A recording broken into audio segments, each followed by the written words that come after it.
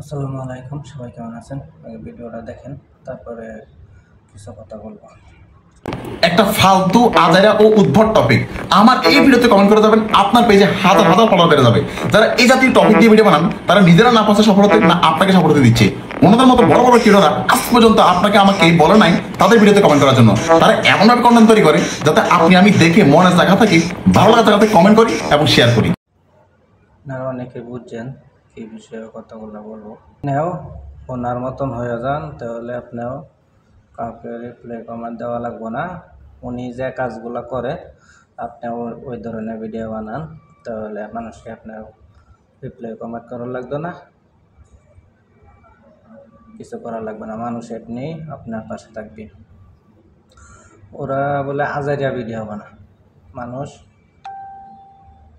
কি বলবো, এরা এরম ধরনের ভিডিও বানায় যাতে মানুষ কমেন্ট করতে বাধ্য হয়। আসলে তারা যে ধরনের ভিডিও বানায় মানুষের কাজে লাগে, আর আপনি যে ধরনের ভিডিও বানান এই ধরনের ভিডিও মানুষের কাজে লাগে না, ঠিক আছে?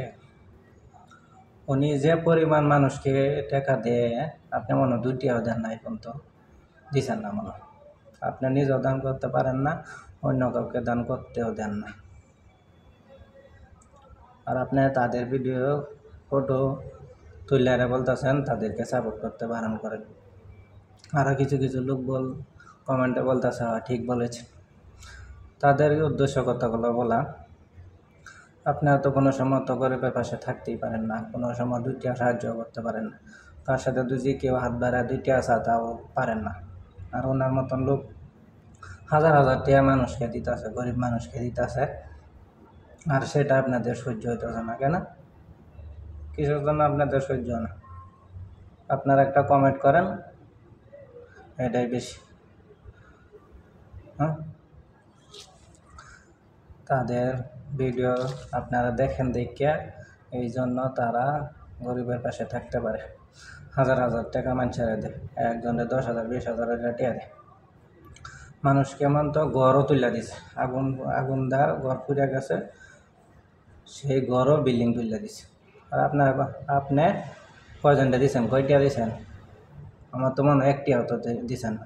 এই পর্যন্ত একটা ভিডিও তো দেখলাম যে মানুষকে 2 টাকা দিতেন, আর আপনিও ফেসবুকে তাদেরকে নিয়ে উল্টাপাল্টা আলাপ করতে আছেন। ভিডিওটা সবাই শেয়ার করে দেন যাতে সবাই দেখতে পারে, যাতে এই ধরনের ভিডিও না বানান, ঠিক আছে?